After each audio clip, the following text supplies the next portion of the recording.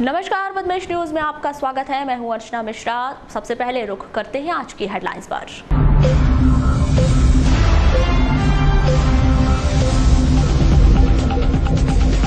शुक्रवार से जिले में भी थम जाएंगे ट्रकों के पहिए। ट्रांसपोर्ट व्यवसायियों ने देशव्यापी हड़ताल को दिया समर्थन। बैठक में लिया गया फैसला, मांगों को लेकर शुक्रवार से होगी ट्रकों की हड़ताल। स्वतंत्रता दिवस समारोह को लेकर हुई अधिकारियों की बैठक। कलेक्टर डीवी सिंह ने कहा, सिर्फ औपचारिकता नहीं रहना चाहिए आजादी के पर्व का समारोह। 14 अगस्त की शाम से 16 अगस्त की सुबह तक सभी शासकीय भवनों में आकर्षक रोशनी करने के निर्देश। नर्मदा नगर में एक महिला को धर्म परिवर्तन करने के लिए दबाव बनाने वाले युवक को बजरंग दल के लोगों ने किया कोतवाली पुलिस के हवाले। मूलभूत सुविधाओं की मांग को लेकर शक्तिनगर के वार्डवासियों ने किया प्रदर्शन। मांग पूरी न होने पर चुनाव का बहिष्कार करने की दी चेतावनी। जननी 108 वाहन चालकों की अनिश्चितकालीन हड़ताल से लड़खड़ाई स्वास्थ्य सेवाएं। 24 घंटे से भी अधिक का समय बीतने पर अस्पताल प्रबंधन ने नहीं की कोई वैकल्पिक व्यवस्था। और ओबीसी वर्ग के विद्यार्थियों ने की पूरी छात्रवृत्ति दिए जाने की मांग, वरना छात्र संगठन ने दी चक्का जाम आंदोलन की चेतावनी। और अब समाचार विस्तार से। All India motor transport Congress के द्वारा विभिन्न मांगों को लेकर 20 जुलाई से देशव्यापी अनिश्चितकालीन चक्का जाम किया जा रहा है, लेकिन इसका असर अब तक बालाघाट में नहीं देखा जा रहा था। इस देशव्यापी हड़ताल के समर्थन में बालाघाट के ट्रांसपोर्टर्स भी खड़े हो गए हैं, जिनके द्वारा 27 जुलाई से इस देशव्यापी आंदोलन को समर्थन देने का फैसला लिया गया है। आपको बता दें कि बुधवार को ट्रांसपोर्ट व्यवस्था से जुड़े लोगों की बैठक हुई थी। इसमें 27 जुलाई से हड़ताल में शामिल होने का निर्णय लिया गया। पूरन सिंह भाटिया, ये हमारे all India motor transport Congress के द्वारा सरकार की दमनकारी और परिवहन क्षेत्र को बर्बादी की कगार पर खड़ा करने वाली नीतियों के विरोध में मीटिंग ली गई। और आज दिनांक 25/7 बुधवार को परचून ट्रांसपोर्ट एवं ट्रांसपोर्ट कंपनी और ट्रक ओनर द्वारा मीटिंग आहूत की गई है, जिसमें हम निम्न प्रकार के निर्णय लिए हैं। निर्णय में हमारा यह है कि पहले तो डीजल की कीमतें कम होनी चाहिए, दूसरा टोल बेरियल मुक्त होना चाहिए, तीसरा कृषि बीमा, जो हमारे ट्रकों का बीमा थर्ड पार्टी बीमा फर्स्ट पार्टी की बीमा की इतनी ज़्यादा रेट है कि गाड़ी वाला उस बीमा को दे देके परेशान है। चौथा, ट्रांसपोर्ट व्यवसाय में TDS का जो एक लागू किया गया, उसके ऊपर भी हमारे को बहुत परेशानी आती है TDS। बस इन्हीं चीज़ों पर हमारा हड़ताल की गई है, और जिसमें हमने कुछ चीज़ों पर छूट भी दी है, जिसमें दवाई, गैस, सब्जी और अति आवश्यक शासकीय सामान को लाने ले जाने की हम लोगों ने छूट रखी है। अभी तो हम अनिश्चितकालीन हड़ताल पे ही हैं, और फिर उसके बाद में जैसे हमको दिल्ली से या ट्रांसपोर्ट से जो हमको all India motor transport Congress द्वारा जो आदेश मिलेगा, उसी हिसाब से कार्रवाई करेंगे। आप सब लोगों को पता है कि all India motor transport Congress, जिन्होंने एक आह्वान किया था कि डीजल और पेट्रोल को GST के दायरे में लाया जाए, फुल टैक्स ख़त्म किया जाए, थर्ड पार्टी इंश्योरेंस जो इतना लगभग ज़्यादा बढ़ा दिया गया है बोझ हर ट्रक वाहन पे, हर ट्रक मालक पे, वो बोझ उसको सहन नहीं कर पा रहे हैं, वहन नहीं कर पा रहे हैं, उसको हटाने की एक लंबी प्रक्रिया जो चल रही थी, उसको लेके 20 तारीख से हड़ताल पे हैं। हम लोग 20 तारीख से लगातार उनको समर्थन दे रहे हैं, मगर अभी तक सख्ती नहीं किए थे। हम सोच रहे थे कि शायद सरकार हमारी मांगे मान ले और किसी को परेशानी हमारी वजह से ना हो, मगर सरकार का रूप देख के लगता है कि वो इतनी आसानी से लड़ाई ख़त्म नहीं होने वाली। सो हम लोगों ने भी आज लोकल के ट्रांसपोर्ट मिलके, परचून एसोसिएशन मिलके और हमारी ट्रांसपोर्ट एसोसिएशन ने मिलके एक निर्णय लिया है कि कल से हम ये स्वतंत्रता दिवस समारोह इस वर्ष भी 15 अगस्त को हर्षोल्लास के साथ मनाया जाएगा। इस संबंध में 25 जुलाई को कलेक्टर डी.वी. सिंह की अध्यक्षता में अधिकारियों की बैठक हुई। बैठक में कलेक्टर श्री सिंह ने सभी अधिकारियों को दिशा निर्देश दिए। कलेक्टर श्री सिंह ने सख्त लहजे में कहा कि स्वतंत्रता दिवस समारोह केवल औपचारिकता वाला नहीं होना चाहिए। आजादी के इस पर्व को हर्षोल्लास से मनाना जाना चाहिए। उन्होंने कहा कि स्वतंत्रता दिवस के अवसर पर सभी शासकीय भवनों में 14 अगस्त की शाम से 16 अगस्त की सुबह तक रोशनी होनी चाहिए और सभी शासकीय भवनों को आकर्षक तरीके से सजाया जाना चाहिए। उन्होंने सभी भवनों की सजावट और रोशनी के निरीक्षण के लिए एक समिति बनाने के भी निर्देश दिए। झंडे पे पूरी तरीके से रोक रहेगी। प्लास्टिक के झंडे का उपयोग किसी भी हालत में नहीं होना चाहिए। दूसरा, शासकीय भवनों में रोशनी होगी 14 तारीख की आपकी इवनिंग से 14 तारीख की इवनिंग से 16 तारीख की मॉर्निंग तक। तो सभी कार्यालय प्रमुख थोड़ा रुचि लेते, ऐसा नहीं कि उन्होंने ये झालर टांग दी दिखाने के लिए कि अब सरकार ने बोला है तो गले पड़ गया तो कुछ तो करना पड़ेगा, तो वैसा काम नहीं करना। अच्छी लाइटिंग होनी चाहिए और कलेक्ट्रेट में भी ये इंश्योर करें कि lighting should be better. Golden colour की बड़ी झालरें उसको अपन लगाएं। बाकी चीज़ों के लिए अपन खर्च करते हैं, राष्ट्रीय पर्व है, हो जाएगा 10-20 हज़ार खर्च, क्या फर्क पड़ता है। ओके, तो सभी लोगों की लाइटिंग ठीक होनी चाहिए। अब की बार मैं कुछ जगह घूम के देखूंगा, जिसकी लाइटिंग ठीक नहीं होगी उसकी खैर नहीं है। तो प्लीज इंश्योर कि इसको सरकारी नहीं माने, उत्साहपूर्वक मनाए। पिछली बार पुरस्कार दिया था जिसके हाँ, पिछली बार इसमें पुरस्कार देना हो। पीआरओ साहब कहाँ गए? पीआरओ जो है इसको देखना, एक कमेटी बनाओ और इसमें केवल पत्रकारों को रखो। बस पत्रकारों की समिति इसका निरीक्षण करेगी कि किसकी लाइटिंग अच्छी है। एक आप हो जाइए, 2 और पत्रकार आप सिलेक्ट कर लीजिए और एक गाड़ी लेके घूम के इसको देखना है 14 तारीख की रात में। तो 14 तारीख के दोपहर तक ये लाइटिंग वाला काम सबका हो जाना चाहिए। ओके। नर्मदा नगर में रहने वाली एक महिला सीमा टेकाम को हिंदू धर्म छोड़कर ईसाई बनने के लिए दबाव बनाने वाले युवक रवि सैमसंग को बजरंग दल के लोगों ने कोतवाली पुलिस के हवाले कर दिया। यह व्यक्ति इस महिला को ईसाई धर्म ग्रहण करने के लिए 2 दिनों से परेशान कर रहा था। इस पर महिला ने अपने देवर को पूरी बात बताई, जिस पर उसके देवर ऋतुराज टेकाम ने बजरंग दल की मदद से धर्म परिवर्तन के लिए दबाव बनाने वाले युवक रवि सैमसंग को पुलिस के हवाले कर दिया। साथ में जो आप थाने में आके बैठी है जी, मैं कंफ्यूज होके चाचा समझ के घर पे उनको ला ली, पर उन्हें मुझे नहीं बोले कि नहीं हूँ आपका चाचा करके। घर पे ले जाने के बाद बोले कि हाँ मैं चाचा नहीं हूँ आपका। मैं पूछी अपने रिलेशन वाले के बारे में, जब बताई कि मैं नहीं हूँ चाचा, तो मैं कब की बात है ये? कल की बात। तो फिर क्या हुआ? फिर जैसे घर पे लेके आए फिर क्या हुआ? फिर बोलने लगे कोई बात नहीं, आपके चाचा नहीं हूँ तो कोई बात नहीं, पर आप ये हम यीशु धर्म वाले हैं तो इसमें जुड़ जाओ। तो मैं बोली नहीं भैया मैं इसमें नहीं जुड़ती, आप चले जाओ। तो बोलने लगे जुड़ जाओ। जब कल अकेले आए थे, मैं बोली जो नहीं जुड़ना चाहती मैं, तो धमकी मारने लगे। क्या धमकी देने लगा तुम? आपको अगर नहीं जुड़ोगे तो हम कुछ भी कर सकते हैं। नहीं थे घर पे। फिर आपने क्या किया फिर? तो फिर मैं डर से चुपचाप रही। मैं कही भैया अभी तो चले जाओ आप। फिर चले गए। फिर दूसरे दिन और आए एक महिला को लेके। दूसरे दिन आज? हाँ आज। आज फिर जबरदस्ती करने लगे। जबरदस्ती क्या करने लगे? कि आप इसमें नहीं जुड़ रहे हो तो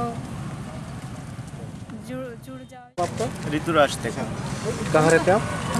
खमरिया लालगढ़। तो क्या हुआ था? एक्चुअली ये हुआ कि हमको कल से पता था कि कोई ज़बरदस्ती परेशान कर रहा है करके कि क्रिश्चियन में आ जाओ, क्रिश्चियन बन जाओ, वहाँ पर तुमको फैसिलिटी मिलेगी, बहुत सारे पैसे मिलेंगे। हिंदू कोई नहीं, कुछ हिंदू धर्म में कुछ नहीं रखा है, उसकी फ़ोटो वोटो फेंक दो, ऐसा वैसा दुनिया भर की। तो फिर सर हम लोग थोड़ा सा टेंशन हुआ, हम लोग आए। तो फिर आज क्या हुआ, हम लोग मैं और मेरा जो भाई है, उनका जो पति है ना, हम कहीं बाहर चले गए थे, तो उसको बार बार फ़ोन कर रहे थे, तो कभी बोल रहा था मैं एसपी बोल रहा हूँ, कभी कलेक्टर बोल रहा हूँ, कभी कुछ बोल रहा हूँ, ऐसा करके बोल रहा था।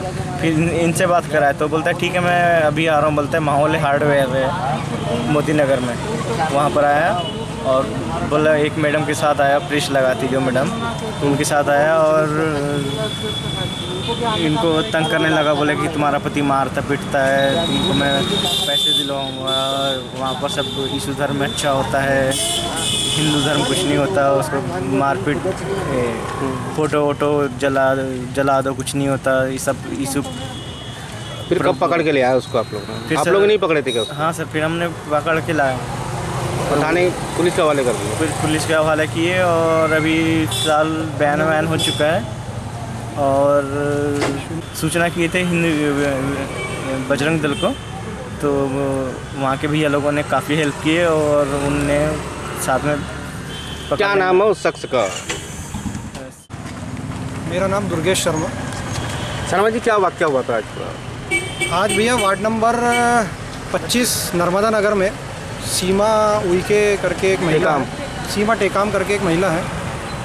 उनको, वो हिंदू समाज से है और उनको विगत 2-3 दिन से रवि सैमसन करके एक ईसाई मिशनरी चलाने वाला व्यक्ति है, जो काफ़ी दिनों से उनको मानसिक प्रताड़ना कर रहा था और परेशान कर रहा था कि आप अपने हिंदू धर्म को छोड़ के हमारे ईसाई धर्म को अपना लो।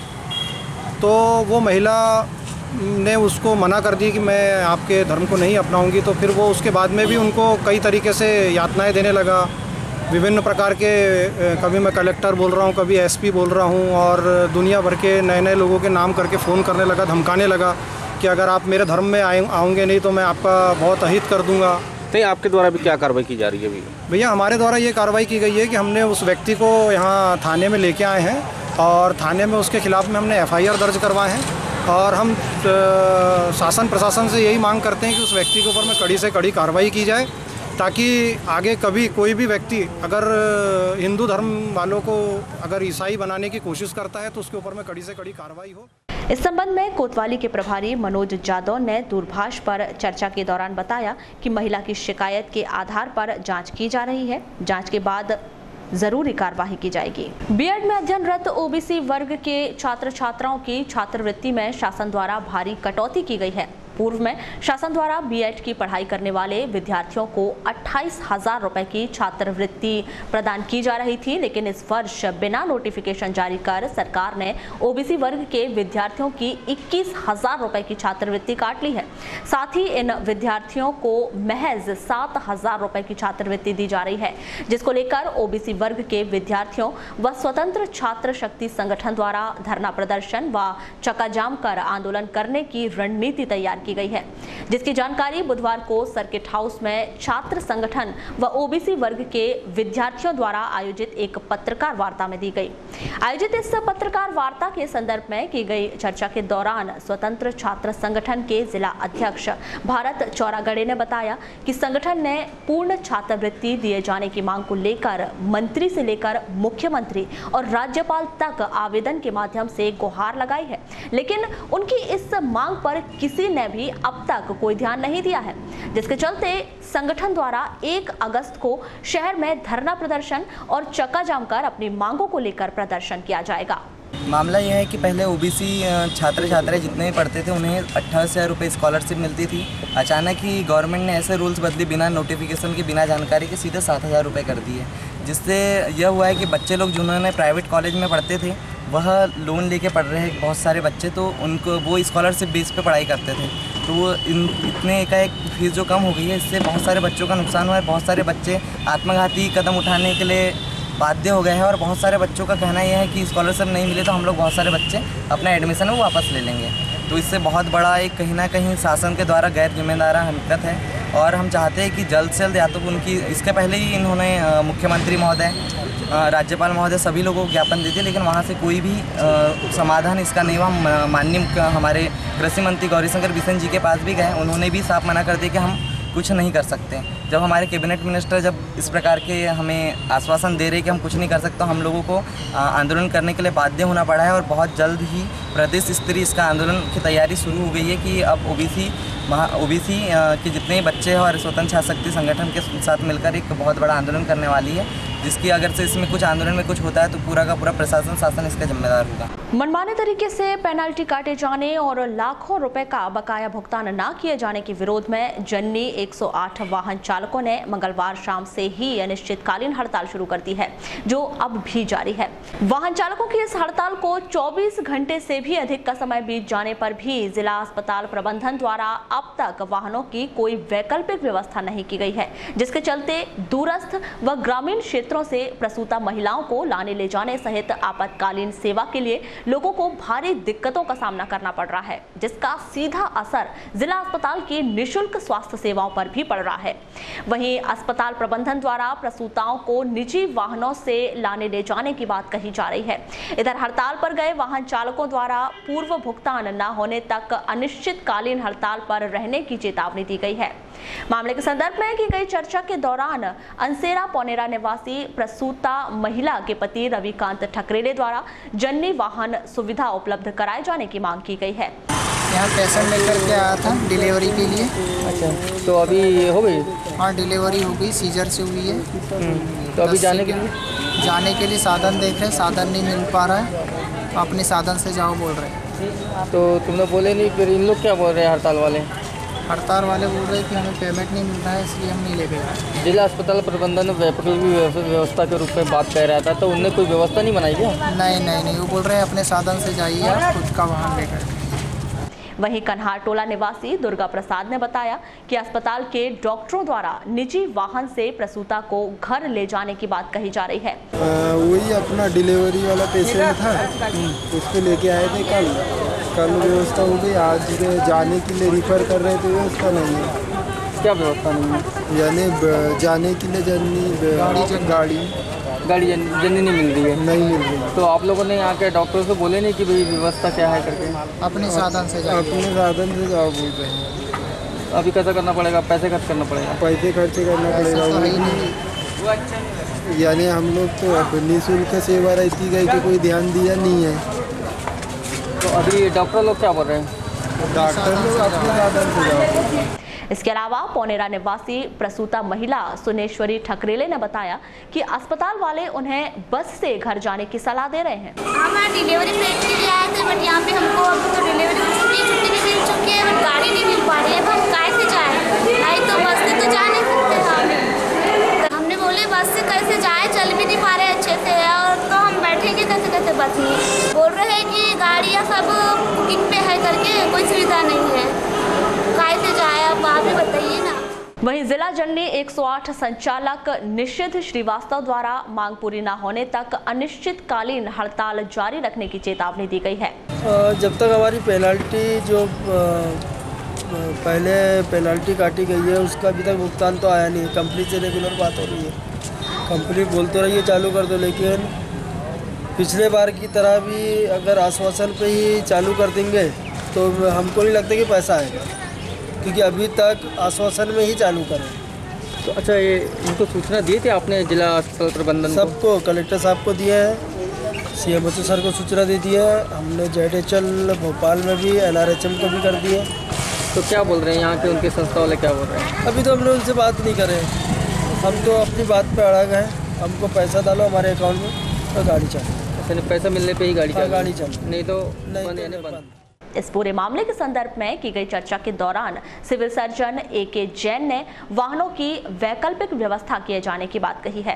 देखिए, जो आप कह रहे हैं बात सही है कि चिकित्सा कंपनी को शासन के स्तर पे वाहन चलाने का ठेका दिया गया है, जिसके द्वारा लोकल स्तर पर छोटे छोटे फ्रेंचाइजीज लगाए गए हैं और जो वाहन की व्यवस्था कर रहे हैं।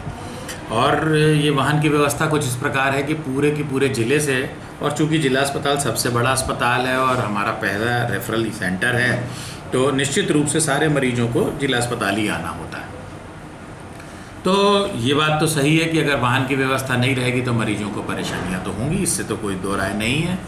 कल शाम को जब से इन्होंने बंद किया है तब से मैंने मुख्य चिकित्सा एवं स्वास्थ्य अधिकारी से चर्चा भी की है, और चूंकि इन्होंने हमको तो पहले से कुछ बताया भी नहीं था कि हम लोग ऐसे हड़ताल पर जा रहे हैं, उनकी अचानक हड़ताल हुई है, फिर भी हमने इनकी सूचना मुख्य चिकित्सा एवं स्वास्थ्य अधिकारी को दी है, और हम फिर उनसे चर्चा करेंगे और ये कोशिश करेंगे कि भाई जैसे शासन की जो भी स्तर से व्यवस्थाएं हो सकती हैं कि जो हमारे फील्ड में हमारे BMOs के पास और हमारे जो अन्य जो स्थान हैं वहाँ पे जो एम्बुलेंस वगैरह हैं तो उनको सुचारू रूप से व्यवस्थित किया जाए ताकि मरीजों को हमारे आवागमन में परेशानी नहीं हो। और निश्चित रूप से अब वाहन की व्यवस्था नहीं होने से मरीजों को थोड़ी परेशानी तो होती है, वो बिल्कुल सही है, लेकिन प्रयास हमारा पूरा ही रहेगा कि मरीजों को तकलीफ़ ना हो। हम सुचारू रूप से उनको जितनी सब व्यवस्थाएँ हो सकती हैं हम करेंगे। मैं मुख्य चिकित्सा एवं स्वास्थ्य अधिकारी, क्योंकि ये मुख्यतः उनके ही विभागीय कार्यक्रम अंदर आता है, तो मैं उनसे भी जाके फिर जिला चिकित्सा एवं स्वास्थ्य अधिकारी डॉक्टर मनोज पांडे द्वारा किसी भी प्रकार की वैकल्पिक व्यवस्था न होने की बात कही गई है। हमारे पास जो जननी लगी आउटसोर्सिंग से लगी, एक JDHL हेल्थ केयर है अपने पास में, चिकित्सा हेल्थ केयर भोपाल के द्वारा लगी गई है। यही अपने हिसाब से गाड़ियाँ लगाते हैं, उनको पेमेंट करते हैं। तो इन्होंने गाड़ियों को लगाया, उनको पर्याप्त पेमेंट नहीं दिया अथवा क्या किया, ये बातें हमारे सामने लाई गई हैं, जिसमें हम कुछ नहीं कर सकते क्योंकि सीधे गाड़ी मालिक जो गाड़ी लगाया है और उनका लेन देन है। अभी मेरी बात जो हुई है JDHL वालों से, इनका ये कहना है कि कल सवेरे तक वो 10 गाड़ियाँ हमको जिले के हर ब्लॉक के लिए दूसरी दे रहे हैं। तब तक के लिए हमारे जो अभी आने वाली 24 घंटे हैं, इस समय में हमारे पास में मरीज को जननी लोगों को ले कर के लाने के लिए और छोड़ने के लिए हमारे पास में कोई सुविधा नहीं है। हमने अपने BMO को निर्देशित कर दिया है कि वहाँ की जो भी सरकारी गाड़ियाँ हैं उनके माध्यम से लेकर के आएँ। शुक्रवार को जिला स्तरीय सीनियर कबड्डी प्रतियोगिता का आयोजन उत्कृष्ट विद्यालय में किया गया है, जिसमें जिले की 10 से 12 टीमें हिस्सा लेंगी। आयोजित इस प्रतियोगिता में जिले के कबड्डी खिलाड़ियों का चयन किया जाएगा, जो संभाग स्तरीय प्रतियोगिता में उत्कृष्ट प्रदर्शन कर रीवा में 29 और 30 अगस्त को आयोजित राज्य स्तरीय प्रतियोगिता में जिले का प्रतिनिधित्व करेंगे, जिसकी तमाम जानकारी बुधवार को जिला कबड्डी संघ द्वारा सर्किट हाउस में आयोजित एक पत्रकार वार्ता में दी गई। पत्रकार वार्ता को संबोधित करते हुए मध्य प्रदेश कबड्डी संघ के प्रदेश उपाध्यक्ष और कबड्डी संघ के जिला अध्यक्ष राजेश पाठक ने बताया कि संघ द्वारा लगातार भारत के ग्रामीण खेल कबड्डी को प्रोत्साहन दिया जा रहा है। साथ ही उन्होंने जिले में खेल अकेडमी खोलने का प्रयास करने और 2020 में संघ के 25वें स्थापना दिवस पर नेशनल स्तर की कबड्डी प्रतियोगिता का आयोजन जिले में कराए जाने की बात कही है। भारत का जो ग्रामीण खेल है कबड्डी, उसको प्रोत्साहित करने के लिए जिले का कबड्डी संघ और मध्य प्रदेश कबड्डी संघ लगातार प्रयासरत है। आपको ज्ञात होगा कि 2010 में बालाघाट कबड्डी संघ के तत्वाधान में, जो जिले का कबड्डी संघ है उसके तत्वाधान में 2010 में महिला पुरुष सीनियर कबड्डी प्रतियोगिता का आयोजन किया गया था, जो बहुत ही सफलतापूर्वक आयोजित हुआ था। आप सब लोगों का उसमें बहुत ही सराहनीय योगदान और सफल करने के लिए आपका प्रयास भी उसमें पूरा मीडिया का सराहनीय रहा था। उसके पश्चात हम लोगों ने प्रयास किया 2016 में, तो बालक और बालिका जूनियर कबड्डी स्टेट प्रतियोगिता 2016 में बालाघाट में आयोजित हुई थी। उसकी भी सफलता का श्रेय सबसे ज़्यादा अगर किसी को है तो जो जिले के कबड्डी संघ के पदाधिकारी हैं वो तो लगे ही थे, लेकिन मीडिया का उसमें अत्यधिक अभूतपूर्व सहयोग रहा, जिसके कारण पूरे उसका प्रचार प्रसार अच्छे से हुआ। ठीक उसी तर्ज पर 27 जुलाई को मध्य प्रदेश की जो स्टेट कबड्डी संघ की प्रतियोगिता बालक जूनियर प्रतियोगिता आयोजित होने वाली है रीवा में, उसके लिए 27 जुलाई को यहाँ से बालाघाट की टीम का चयन किया जाएगा। उत्कृष्ट विद्यालय के हाल में उस दिन चयन होगा प्रतियोगियों का, और जो टीम चयनित होगी उसके खिलाड़ियों को भेजा जाएगा यहाँ रीवा, जो स्टेट में खेलेंगे। उसके पूर्व जब यहाँ राज्य स्तरीय महिला पुरुष प्रतियोगिता आयोजित हुई थी तो उसमें एक लड़का और एक लड़की, पुरुष और महिला यहाँ से चयनित किए गए थे जो बॉम्बे खेलने गए थे। ठीक उसी तरह 2016 में यहाँ से 2 लोग चयनित हुए थे और वो गुजरात के बड़ौदा में खेलने गए थे। हमारी अपेक्षा है कि जो स्टेट प्रतियोगिता बालकों की कबड्डी का आयोजन रीवा में किया गया। वहीं जिला कबड्डी संघ के सचिव रमेश दीक्षित ने इस जिला स्तरीय कबड्डी प्रतियोगिता को लेकर अपने विचार कुछ इस प्रकार व्यक्त किए। जो टीम हमारी जाएगी जौलपुर जाएगी और जौलपुर से फिर रीवा में खेलेगी और राज्य स्तरीय प्रतियोगिता आयोजित है। उसके बाद नेशनल कलकत्ता में। तो प्रयासरत है। अभी हमारे मध्य प्रदेश कबड्डी संघ के इलेक्शन हुए थे, उसमें हमारे माननीय राजेश पाठक जी को मध्य प्रदेश कबड्डी संघ का उपाध्यक्ष चुना गया था और उनके नेतृत्व में हमारी आगे जो कबड्डी का जो परफॉर्मेंस है आगे बढ़ रहा है। और अभी हमें बेस्ट जोन मिल रहा था कबड्डी प्रतियोगिता, जिसमें कि 8 राज्य गोवा, बॉम्बे, विदर्भ, गुजरात, छत्तीसगढ़, मध्य प्रदेश, राजस्थान, तो ये मिल रहा है। परंतु पाठक जी के साथ मंत्रणा करने के बाद ये डिसाइड हुआ कि वो नवंबर-दिसंबर में आएगा, तो उस समय इलेक्शन हो सकते हैं और इस कारण हम लोग अभी उसको लेने में असमर्थ रहे, नहीं तो वो आयोजन हम लोग करते।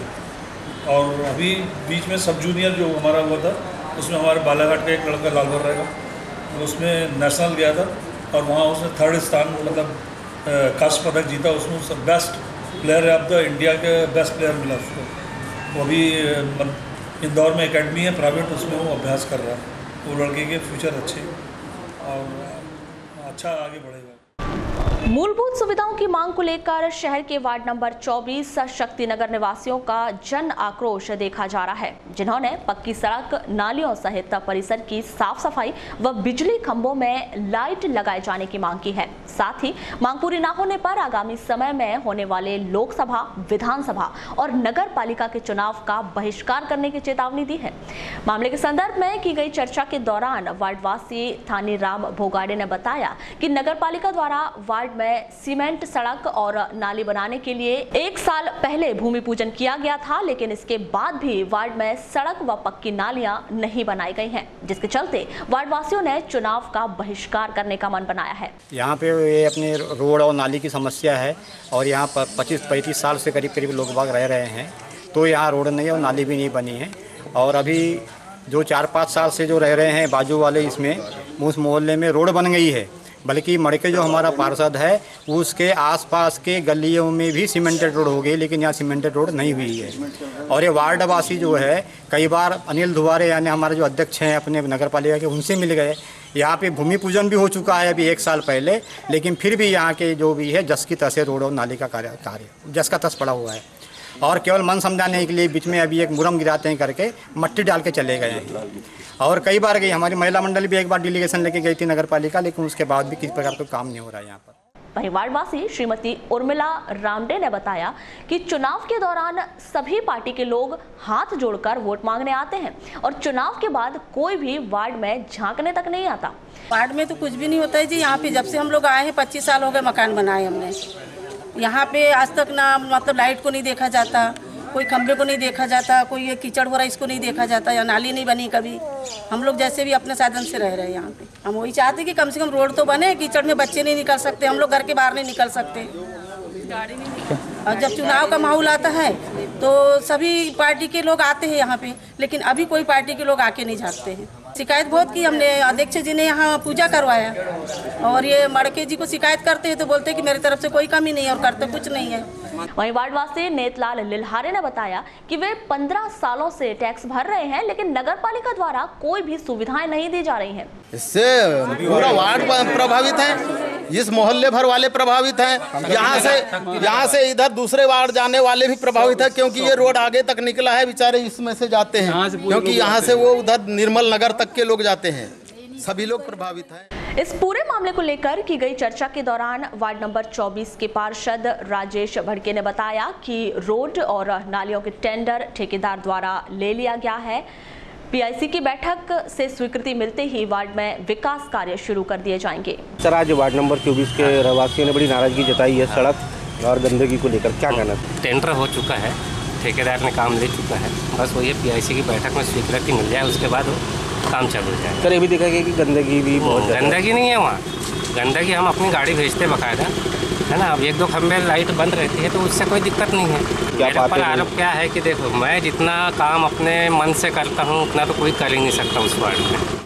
बीएसएनएल एम्प्लॉयज यूनियन द्वारा अपनी कुछ प्रमुख मांगों को लेकर 3 दिवसीय हड़ताल की जा रही है। आज दूसरे दिन भी दूरसंचार कार्यालय के काफी कर्मचारी हड़ताल पर रहे।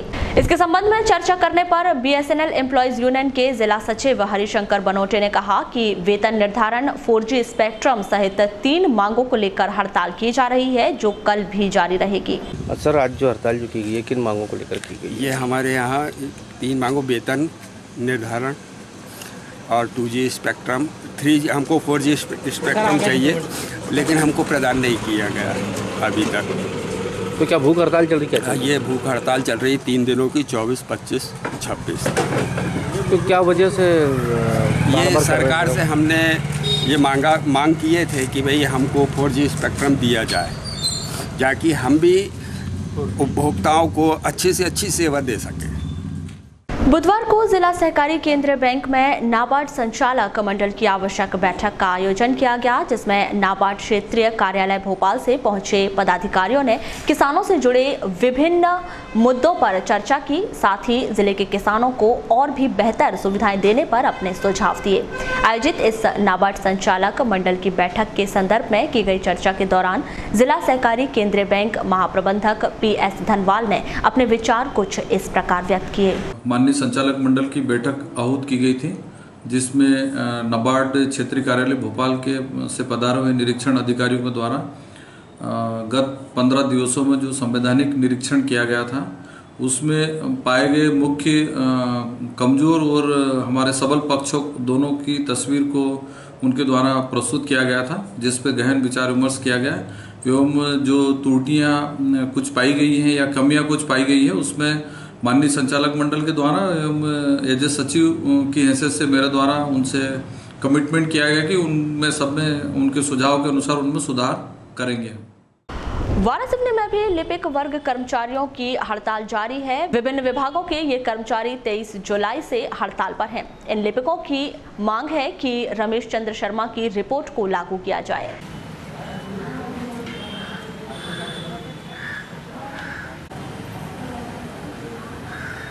कर्मचारी एकता जिंदाबाद, जिंदाबाद। कर्मचारी एकता जिंदाबाद। जी, मैं अनिरुद्ध दुबे, अध्यक्ष मध्य प्रदेश लिपिक कर्मचारी संघ वाराणसी। सर, किन मांगों से कितने दिनों से हड़ताल पर बैठे हैं? हमारी मांग लिपिक कर्मचारी संघ मध्य प्रदेश भोपाल के तत्वाधान में रमेश चंद्र शर्मा समिति के अनुसार लागू कराने के लिए पिछले 23 जुलाई से लगातार चल रही है। और रमेश चंद्र शर्मा समिति का गठन माननीय मुख्यमंत्री जी द्वारा किया गया था। समिति ने अपनी अनुशंसाएँ पिछले विगत वर्ष में ही शासन को सौंप दी। अब समिति शासन द्वारा बनाई गई थी, समिति की अनुशंसाएँ शासन को सौंपी गई हैं, किंतु आज तक जो है उस समिति की अनुशंसाओं को लागू नहीं किया जा पा रहा है। रमेश चंद्र शर्मा समिति की अनुशंसा लागू कराने के लिए हम लोग अनिश्चित कर रहे हैं। अब छोटी छोटी मांगें, दरअसल क्या है कि लिपिक वर्ग पिछले 30 सालों से प्रताड़ित है शासन की नीतियों के कारण। इसको लेकर मुख्यमंत्री जी से 2015 में चर्चा हुई, एक महापंचायत हुई, जिसमें मुख्यमंत्री जी ने एक घोषणा की कि भाई निश्चित रूप से आपकी वेतन विसंगतियाँ हैं, जिसके लिए एक समिति का गठन किया जा रहा है। और मध्य प्रदेश कर्मचारी कल्याण के अध्यक्ष माननीय रमेश चंद्र शर्मा जी की अध्यक्षता में एक समिति का गठन किया गया था और समिति ने अनुशंसा की थी, जिसमें 23 विसंगतियाँ हैं और जो शासन स्तर पर लंबित। वारासिवनी क्षेत्र के ग्राम पंचायत गर्रा स्थित बाजार चौक में बुधवार को लाखों रुपए के विकास कार्यों का भूमि पूजन किया गया। इस अवसर पर उपस्थित विधायक डॉक्टर जोगेंद्र निर्मल, भाजपा नेता छगन हनवत और प्रदीप शरणागत ने कहा कि भाजपा सरकार ही विकास कर सकती है। भारत माता की जय, भारत माता की जय, वंदे मातरम। छगन हनवत जी हमारे मंडल के अपना स्थान ग्रहण करें।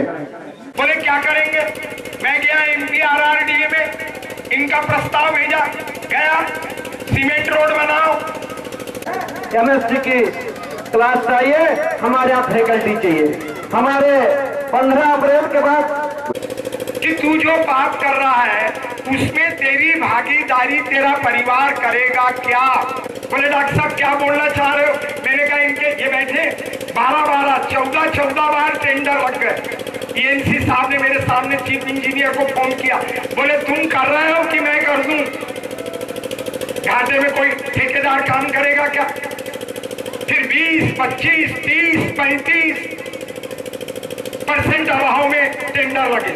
और ये किसी जायसवाल ने हमारे ठेका लिया है, उनका भी स्वागत। अच्छे ठेकेदार हैं, हमारे SDO साहब बता रहे थे, हम अच्छे ठेकेदार। और मैं एक बार बता देता हूँ भाइयों, ये बैठे SDO साहब, मैं कोई पैसा किसी ठेकेदार से नहीं लेता और कोई वारासिवनी का ठेकेदार आगे पीछे नहीं कह सकता कि मैंने उससे 1 रुपया लिया। नहीं, काम होना और गुणवत्ता होना, पैसे की आवश्यकता नहीं है। कई लोग बोलते हैं चुनाव कैसे लड़ोगे डॉक्टर साहब? जैसा पहले लड़ा वैसा लड़ूंगा। जनता को मेरी आवश्यकता होगी, मेरे को वोट देगी। किसी टाटा बिरला की जरूरत होगी, उसको देगी। और क्या गरीब व्यक्ति को राजनीति करने का अधिकार नहीं है? मैं गरीब विधायक हो सकता हूँ, मेरे को राजनीति करने का अधिकार नहीं है, मेरे को चुनाव लड़ने का अधिकार नहीं हो। गरीब भाइयों बहनों, किसान भाइयों, मजदूर भाइयों, मैं आपका आदमी हूँ, आपका व्यक्ति हूँ, आपके लिए लड़ने वाला हूँ, आपकी सुनने वाला हूँ। मेरे को साधारण तौर पे भी आप मिल सकते हैं, पकड़ सकते हैं, मिल सकते हैं। उनको बहुत ज़्यादा परेशानी होती थी। गर्रा से पिपरिया रोड बड़ा महत्वपूर्ण रोड था और इस रोड में तो हम लोग कई बार मोटरसाइकिल से आते जाते समय गिर भी चुके हैं, क्योंकि हम इस रोड से 35 साल से आना जाना करते हैं।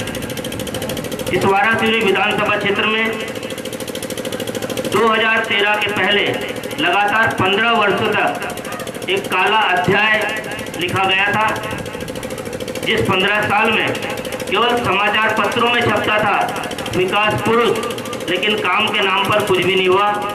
लेकिन आपके आशीर्वाद से इस वारासिवनी विधानसभा क्षेत्र में पहली बार कमल का फूल खिला और डॉक्टर साहब को आपने भोपाल भेजा, क्योंकि डॉक्टर साहब लगातार 35-40 वर्षों से इस क्षेत्र में सार्वजनिक जीवन में अपना काम कर रहे हैं और राजनीतिक क्षेत्र में सक्रिय भूमिका निभा रहे हैं। उन्हें इस क्षेत्र की एक इंच जमीन का पूरा आभास है, उनको अनुभव है। विधायक बनने के तुरंत बाद उन्होंने इस क्षेत्र का पूरा नक्शा उनके मस्तिष्क में आज भी है और पहले भी था। उन्हें पता था किस रोड को कब बनाना है, किस काम को कब करना है। और साथियों, हमें बताने में बहुत फख्र होता है, गौरव महसूस होता है कि विधानसभा चुनाव को 4.5 साल होने जा रहे हैं और आने वाले 2-3 महीनों 4 महीनों के बाद विधानसभा चुनाव होंगे। ये आप सभी लोगों के लिए मंथन का समय है कि पिछले 15 साल का कार्यकाल और इन 4.5 साल का कार्यकाल, इसमें आपको थोड़ा सा तुलना करना पड़ेगा।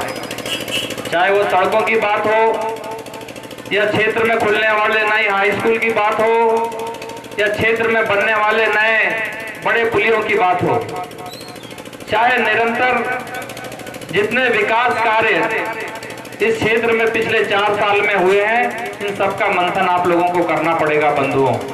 मध्य प्रदेश की भारतीय जनता पार्टी की सरकार ने इस क्षेत्र के विकास के लिए आदरणीय डॉक्टर योगेंद्र नीलवर जी के नेतृत्व में जितना पैसा इस क्षेत्र को दिया है, उतना 15-20 सालों में इस क्षेत्र में नहीं आया बंधुओं।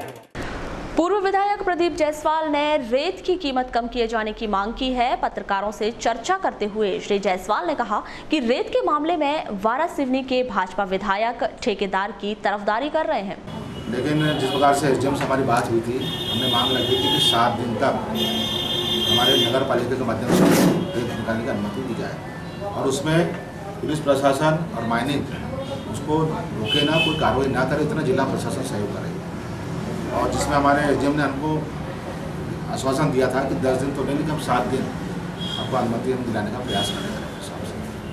लेकिन अफसोस की बात हुई कि उसी दिन हमारे क्षेत्रीय विधायक डॉक्टर योगेंद्र नीलवर जी ने बहुत ही हड़बड़ी में कलेक्टर से चर्चा कर ली उन्होंने, और पता नहीं उन्होंने कौन सा मापदंड निकाला, कौन सा हिसाब निकाला, ठेकेदार के साथ बैठ के उन्होंने 2000 रुपये फिक्स किया। और जब उसके कारण हमारा जो कांग्रेस पार्टी का जो दबाव बना शासन प्रशासन के ऊपर, और उन्होंने कहा था 7 दिन तक हम लोगों को अनुमति देंगे, वो दबाव खत्म हो गया। और कलेक्टर का कहना ये है कि भाई हमने विधायक जी से बात करके चर्चा हमने करके हमने आदेश कर दिया है। तो हमारा जो ज्ञापन के माध्यम से हमने दबाव बनाया था आंदोलन का, उस आंदोलन का गरीबों का दबाव हमारे विधायक की ना समझी कहूँगा मैं कि उन्होंने जाके मुझे पता नहीं कि ठेकेदार की तरफ से गए थे कि जनता की तरफ से गए, यही समझ नहीं आ रहा थी। यदि जनता की तरफ से जाते तो वो भी यही बात करते कि रेत नदी के द्वारा निकाल के 700 रुपये दिया जाए, ये बात करते थे। उन्होंने ठेकेदार से हिसाब किताब करके 2000 रुपये तय कर लिया। ऐसा लग रहा है कि वो ठेकेदार के साथ बैठे हैं, वो जनता के साथ नहीं। और चूँकि कलेक्टर ने उनके आदेश को सुन के आदेश का पालन कर दिया, तब कलेक्टर ने हमारी मांग को खारिज कर दिया कि जब हमने आदेश कर दिए तो हमारे विधायक जी के साथ बैठकर हमने बात करके आदेश कर दिए, तो वो आंदोलन का दबाव खुश हो गया। इस बात की हम कांग्रेस पार्टी निंदा करती है कि विधायक की नासमझी और जल्दबाजी के कारण आम जनता का कोई सस्ती जो दबाव बना था वो खत्म हो गया, और सस्ती दर पर रेत मिलने का जो संभावना थी वो विधायक के माध्यम से खत्म हो गई। हम इस बात की घोर निंदा। पत्रकार वार्ता में उपस्थित नगरपालिका अध्यक्ष विवेक पटेल ने भी रेत ट्रॉली के रेट को लेकर आंदोलन की चेतावनी दी है। पूरे नगरवासियों को 822 रेत मिलती थी, दबाव बना के फिर जहाँ दबाव बना ट्रैक्टर वाले डरे तो उन्होंने रायल्टी देना शुरू किए। उसके बाद से अभी 15-20 दिन से जो 700-600 रेत मिलती थी वो 2000-3000 हो गई। हमने आंदोलन किया और हमारे आंदोलन के बाद बात हुई आदरणीय SDM से, और SDM का मैं कड़े चर्चा करूँगा। और हमारी इच्छा थी कि हमारे शहर की रेत हमारे शहर उससे सस्ते मिले, क्योंकि जब शहर बाहर जाके बिक रही है तो 7 दिन का चाहते घाट फ्री हो, और जो 800 बाइलों की लिस्ट देकर सभी 822 घरों में 3-3 4 ट्राली देना चाहते थे कम रेट में, जो हमने सिर्फ डाल चुके हैं। पर उसी दिन जैसे गुंडा ने कहा विधायक महोदय गए और उन्होंने अनाउंस करा 2000 रुपये। ये माइनिंग विभाग है और एक ट्रैक्टर में 3 घन मीटर रेत आती है, 1 घन मीटर के 115 रुपये, 3 घन मीटर के 350 रुपये लगना चाहिए। और विधायक शासन की दर जो तय है उसको खुद दर तय कर 2000 रुपये अनाउंस करवाया, और आज शहरवासियों को 2000 मिल रही 3000 मिल रही है। पर हमने फिर बोल रहा हूँ हमने 700 दिलाया था, अभी रेत बढ़ी है, आपको बहुत तकलीफ, हमारी पार्टी को तकलीफ है, लगातार लोग आ रहे हैं। हमने बोल चुका बैलगाड़ी चलूँगा, 15 से 20 बैलगाड़ी चल रही है जहाँ घाटों में, सबको डालो, सस्ते में डालो। और यदि कल बात करेंगे हम कलेक्टर महोदय से और कोई रास्ता नहीं मिला तो जिस तरह से रेत में घाटों में रेलगाड़ी भर रही है, हम खड़े रह के ट्रैक्टर भरवाएंगे और हर तरह से सुविधा देने का प्रयास करेंगे। लालबर्रा क्षेत्र में अमोली समनापुर मार्ग की समस्या हल होने का नाम ही नहीं ले रही है। यहाँ ठेकेदार द्वारा कीचड़ को हटाने के बजाय वहाँ और मिट्टी डाल दी गई है, जिससे हालात और बिगड़ गए हैं। इससे लोगों में आक्रोश है।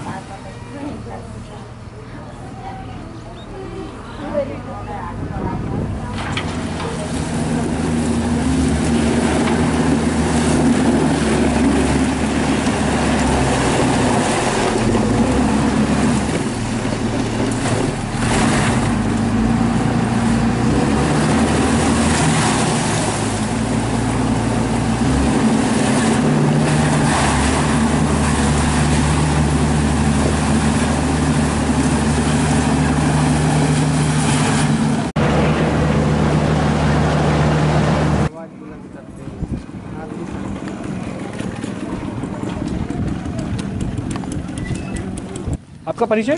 मेरा नाम दिनेश यादव, ग्राम अमोली। कैसे क्या कार्य किया गया आज? कार्य जो है ठेकेदार द्वारा जो काम किया जा रहा है, थोड़ा बहुत शिकायत किया जाता है तो अपना वो थुक पालिश कर देता है बड़ा मुश्किल से। अभी 2-3 बार शिकायत किया तो उधर नहर के तरफ भी उनने थुक पालिश किया, और आज ये बजरंग मंदिर के पास भी एक डंपर ला के थुक पालिश कर दिया, उसकी पूरी गाड़ी यहाँ से गई। फिर बाद में शिकायत करेंगे तो फिर एक टाली डालेगा। इस प्रकार से ठेकेदार के क्या लग रहा है आपको? ठेकेदार की मंशा क्या लग रही है? क्या करना चाह रहे हैं? मंशा हमको ये लग रहा है कि हम लोगों को ग्रामवासी जनता को सिर्फ परेशान में डालना चाहता है। मेरा नाम तुलसीराम बुच्चे, ददिया का रहने वाला हूँ, जनपद सदस्य हूँ वर्तमान में, और सभापति कृषि समिति जनपद पंचायत लालबर्रा बदस्त। अभी आप कहाँ से आ रहे थे? अभी आप? मैं तो अभी अपने गाँव से ही आ रहा हूँ। ये हालत है कि रोड के ठेकेदार ने अभी तक इतना कीचड़ करके रखा था कि अब ताजुब से ज़्यादा यानी बच्चे स्कूल के बच्चे तक नहीं आ सकते थे। लोग पैदल नहीं चल पाते थे। कुछ दूरी में करीब मेरा अंदाज है कि 1 किलोमीटर की दूरी में गिट्टी भी नहीं डाला था उन्होंने। मिट्टी डाल करके इतना कीचड़ हो गया था कि गाड़ी पैदल भी नहीं चल पाते थे। ये हालत थी। मैं एक दिन ठेकेदार की कंपनी में गया, उनके मैनेजर से अवगत करवाया कि थोड़ा बहुत इन्हें गिट्टी या रेत तो डाल दो भाई, किंतु इन्हें समझ लो बोले कुछ नहीं, इन्हें समझ लो अभी पानी बरसते तक अभी कुछ नहीं हो पाएगा। मंत्री जी से अवगत करवाए, जैसे MRDC के बेगम साहब करके हैं, उनसे मैंने फोन किया, किंतु उन्होंने भी करके एक बहाना बताया लेकिन आए नहीं। किंतु एक दिन मंत्री जी को भी हमने अवगत करवाया कि हम चक्का जाम करेंगे, इन्हें समझ लो अगर इन्हें वहाँ गिट्टी नहीं डालता है तो अभी ठेकेदार ने गिट्टी डालना शुरू किया है। लेकिन हमारे वो नाले के पास, बमनी नाले के पास में दोनों तरफ अभी भी कीचड़ है। इन्हें समझ गाड़ी वगैरह वाले गिर पड़ते हैं। करते हैं कि कम से कम वर्तमान में गिट्टी फिलहाल में डाल दे और बारिश भर के लिए आना जाना चालू करे। जिस प्रकार से जब रोड बनाना है तब बनाए। जैसे भी गिट्टी जाके कार्य किया जा रहा है तो आपको क्या लग रहा है? नहीं, गिट्टी डालेंगे तो है ना समझ लो कुछ आना जाना तो हो जाएगा, पर गिट्टी सुचारू रूप से डालना चाहिए। बुलेटिन के अंत में एक बार फिर नजर डालते हैं आज की हेडलाइंस पर।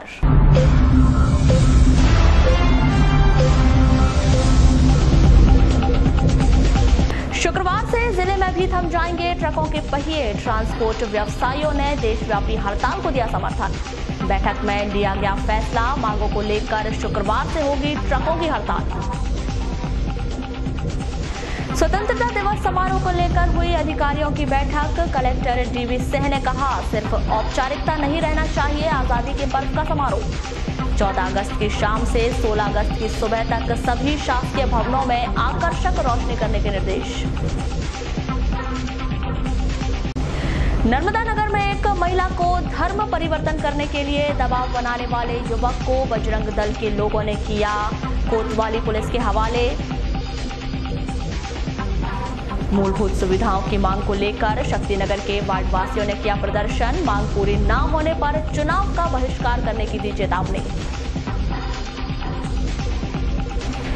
जननी 108 वाहन चालकों की अनिश्चितकालीन हड़ताल से लड़खड़ाई स्वास्थ्य सेवाएं। 24 घंटे से भी अधिक का समय बीतने पर अस्पताल प्रबंधन ने नहीं की कोई वैकल्पिक व्यवस्था। और OBC वर्ग के विद्यार्थियों ने की पूरी छात्रवृत्ति दिए जाने की मांग, वरना छात्र संगठन ने दी चक्का जाम आंदोलन की चेतावनी। तो ये थी अभी तक की खास खबरें। अगले न्यूज बुलेटिन के साथ फिर मुलाकात होगी, तब तक के लिए नमस्कार।